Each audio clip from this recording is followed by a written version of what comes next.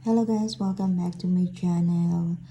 Today ay hindi kami nakapasok ng husband ko kasi nag-umpisa na yung tinatawag nila na snowstorm. Yan. Kita nyo, malalim na yan.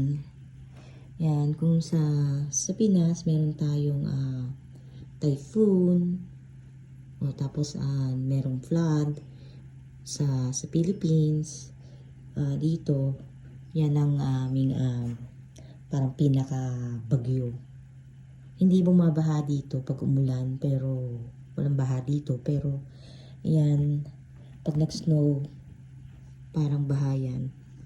Malalim na yan. Nag-umpisa kasi yan kagabi. Kahapon kasi nung galing kami sa trabaho ng husband ko, nag-umpisang umulan ng mga bandang 3 hanggang gabi yun. And then, pagdating ng 10, ayan, nagsimula ng mag-snow. May announcement na sila na magkakaroon nga ng snowstorm. Mga 2 araw daw yan kasi Wednesday ngayon, hanggang bukas daw yan, Thursday. So, yan, dito lang kami sa bahay. Kasi medyo malayo yung aming trabaho. Mga 15 to halos 20 minutes ang layo ng trabaho namin ng husband ko. Yan, kaya ewan ko, depende kung aaraw bukas ng hapon, malulusaw na yan. Pero kung hindi, baka Monday na ang balik namin sa work. Yan, wala ka na makita kasi itong door namin, glass to. Yan, nandito ako sa loob. So, yan. Grabe. Pero, may work pa rin yung ibang kasama ko ngayon sa trabaho. Kasi yung supervisor namin, minessage niya kami kaninang umagang-maga, na kung sino daw yung gusto or kayang makapasok ng work. Kasi, ongoing pa rin yung production sa work namin ngayon. Pero tomorrow baka mag-shutdown sila. So sabi ko, hindi kami makakarating ng husband ko sa work kasi yung husband ko maintenance electrician doon, ako sa production, sa packaging ako. Kasi nga, paano naman kami pupunta ng work nito na hindi kami makakausad sa karsada pag drive ng husband ko. Na hindi makakapag-drive ng husband ko dahil doon din sa driveway namin, punong-puno ng snow. Kailangan namin mag-shovel. Mamaya mag-shovel kami. So, dito lang tayo sa house ngayon. Yan. Sobrang lamig. Grabe. Punta tayo guys sa back door namin or sa back house namin. Tingnan naman natin yung kung gaano kalalim ang snow dun. Ngayon guys, nandito tayo sa aming back house. Yan. Ayun yung aming garahe or yung garage namin. So, ayan. Punong-puno ng snow. Grabe.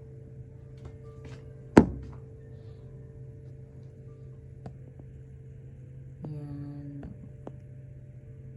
Grabe, makita nyo yung snow. Lalalim pa yan. Kasi nga, sabi nga nila, ano daw, hanggang bukas yan. So, kung dire-diretso ang snow ngayon, mas lalalim pa yan.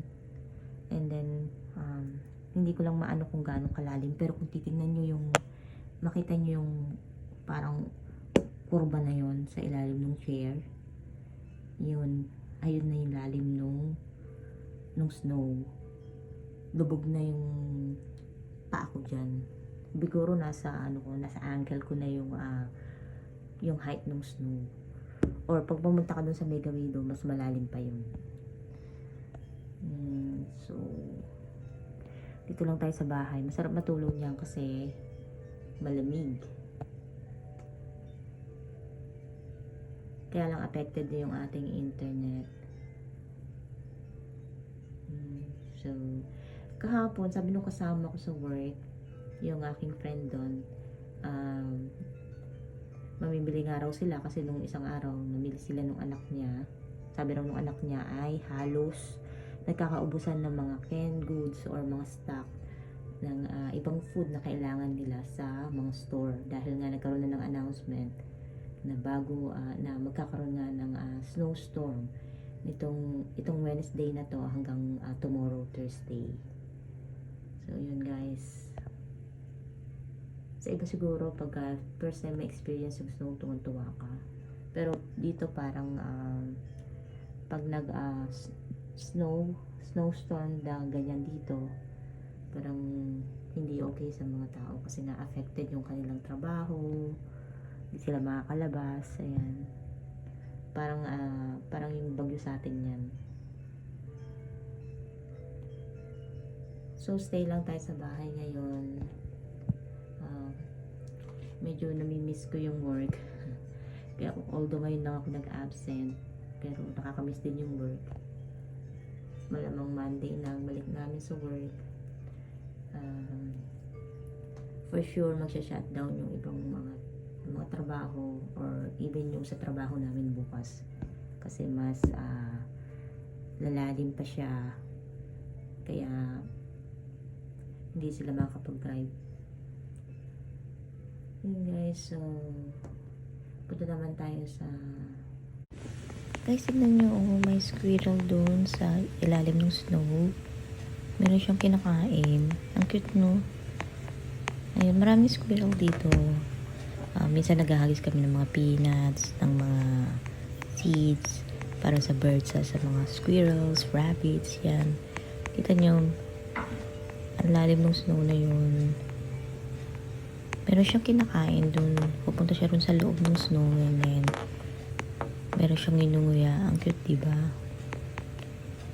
Nakakatuwa naman itong squirrel na to, parang hindi siya nilalamig. Guys, dito naman sa may tree, dyan sa may garage namin. Yun, ito yung puno doon sa may garahe namin. May squirrel na kumakain. Ay, parang mahuhulog siya kasi humahangin.